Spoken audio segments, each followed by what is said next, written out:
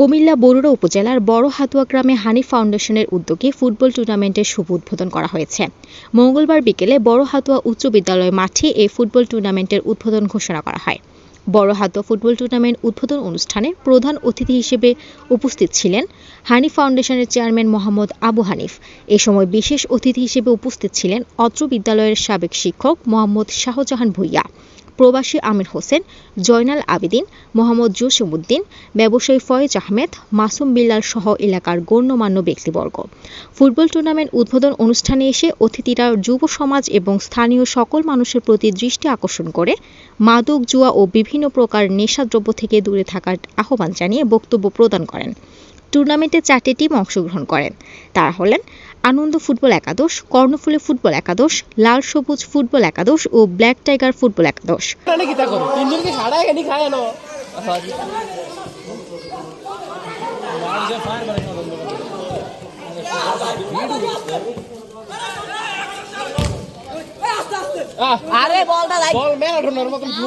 আমাদের একটা লক্ষ্য যে আমাদের বড় হাতুয়া, সোনালীকলা এবং গোয়ালিয়া এই পুরা গ্রাম নিয়ে আমরা একটা মূল দল ঘোষণা করবো বা গঠন করবো, যাতে বিভিন্ন টুর্নামেন্টে আমরা অংশগ্রহণ করতে পারি।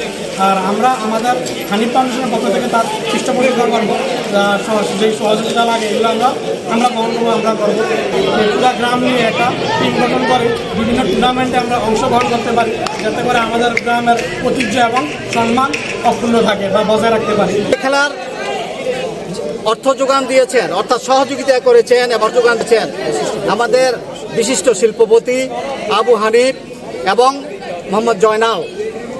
আবু হানিফ এবং মোহাম্মদ জয়নাল তাদের সহযোগিতা এবং উৎসাহ এবং অনুপ্রেরণায় তারা অত্যন্ত সুন্দরভাবে আজকের এই প্রতিযোগিতা আমাদের মাঝে এসেছেন, সবাইকে উৎসাহ দিয়েছেন, আনন্দ দিয়েছেন এবং এলাকার যুব সমাজকে। তাছাড়া তারা আরেকটা ঘোষণা করেছেন যে এখান থেকে একটা সুন্দর দল বাছাই করে পরবর্তীতে বিভিন্ন প্রতিযোগিতায় অংশগ্রহণ করার জন্য একটা সুন্দর টিম বা দল গঠন করা হবে এবং এই দল প্রতিযোগিতার বিভিন্ন জায়গায় প্রতিযোগিতায় অংশগ্রহণ করবে।